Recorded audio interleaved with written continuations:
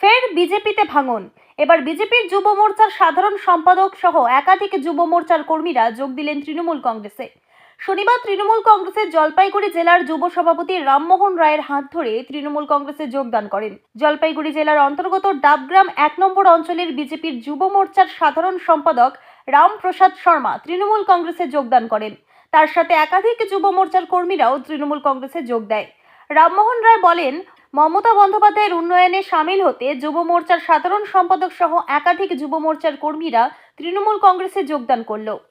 আজকে আমাদের জলপি জেলার ডাবগ্রাম বিধানসভা এলাকার যে ডাবগ্রাম 1 নং অঞ্চল আছে, সেই অঞ্চলে বিজেপির মোর্চার যে জেনারেল সেক্রেটারি যিনি দায়িত্ব পালন করছে রামপ্রসাদ শর্মা, যিনি দিদির আদর্শে আদর্শিত হয়ে দিদির যে উন্নয়ন, সেই উন্নয়নে সামিল হয়ে রামপ্রসাদ শর্মা নিজে এবং ওনার সঙ্গে প্রায় আরও 10 জন, অর্থাৎ 11টি পরিবার, 11টা যুবক, যারা বিশেষ করে বাংলায় একদিকে এসআইআর নাম করে যেভাবে হয়রানির শিকার, বাংলাকে বারবার অশান্ত করার চেষ্টা করছে, বাংলায় বিজেপি সাম্প্রদায়িকতার চেষ্টা করে বাংলাকে বারংবার অশান্তির দিকে ঠেলে দেওয়ার চেষ্টা করছে।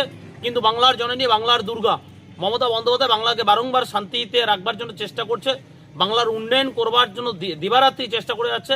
একের পর এক আমাদের যুবশ্রী ধরে, যুব সাথী ধরে, লক্ষ্মীর ভাণ্ডার ধরে বিভিন্ন, আপনারা দেখছেন গত বাজেটে বাংলার মানুষের জন্য একের পর এক বাজেট যে করেছে, জনমুখী বাজেট, তার উন্নয়নের লক্ষ্যেই আজকে রামপ্রসাদ শর্মা এবং তার প্রায় 10 জন, আবার 11টি ছেলে যারা যুব মোর্চার সঙ্গে যুক্ত ছিলেন, তারা আজকে তৃণমূল কংগ্রেসের উন্নয়নে সামিল হয়ে আমাদের তৃণমূল কংগ্রেস যোগদানকে তারা যোগদান করলেন।